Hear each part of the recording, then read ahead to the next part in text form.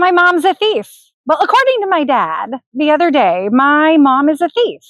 It was dinner time and Dad was sitting there. We had had a great meal and we were all talking. And then all of a sudden something was said and he goes, "And your mom's a thief."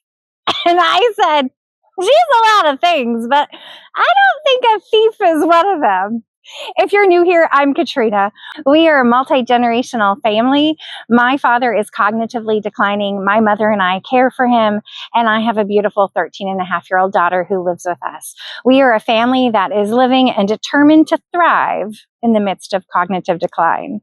It sure makes life interesting, that's for sure. So the other night at dinner, my dad, as I have stated, said my mother is a thief.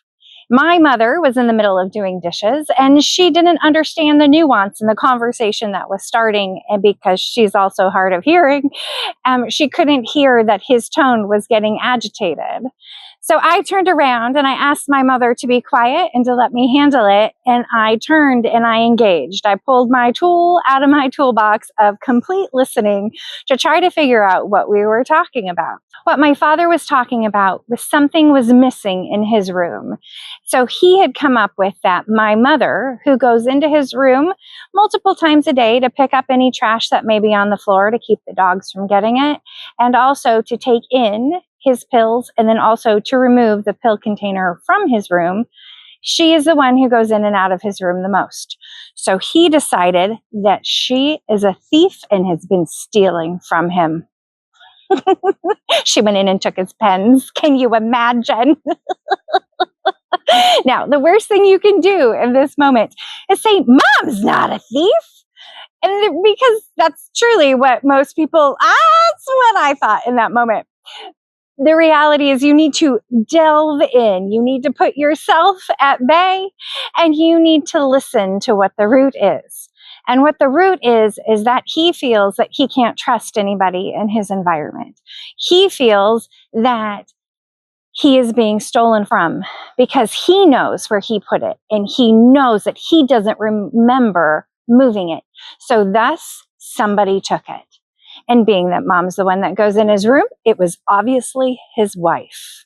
Dun, dun, dun. In that moment, I was able to sit there, listen to him completely, and then I was able to point out the different things that mom does when she goes into his room. And what she does is caretake for him and make sure that the dogs don't get into his trash and make sure that he has his pills and that the pill containers are removed. I reminded him that she has her own pens, and frankly, there are pens all over our house. I have a child that homeschools. I happen to have a bunch of pens on my desk, actually on multiple desks. They're just kind of all over the house. And so I encouraged my dad to take a moment and to breathe, and that we could go into his room and try to find what he was looking for. And in the midst of that, I was able to successfully de-escalate him really quickly, redirect him, and then help him find what he was looking for. If I had taken a different path, if I had said no, he would have reared and he would have continued to escalate. And that would not have served any of us. It would not have brought peace to our home. It is really imperative if you are a family that is caregiving, and even if you're working in a care facility, I mean, it makes it hard. Trust me, I remember. It makes it hard when people rear up and you're on shift. And even though it's a care facility, the reality is it's very similar to a house situation where it may be you're the only person who can deal with it. So in that moment, choosing peace, choosing to take a very active listening approach, and then being able to hear the problem and then solve the problem, it just solves the issue, and it makes that person feel heard. It makes them feel safe, because you have to remember, they feel out of control. They feel like they can't trust the people that are with them. That's a scary reality. It's the best option for the person who's scared and for the caregiver who, honestly, as a caregiver, all I want is peace.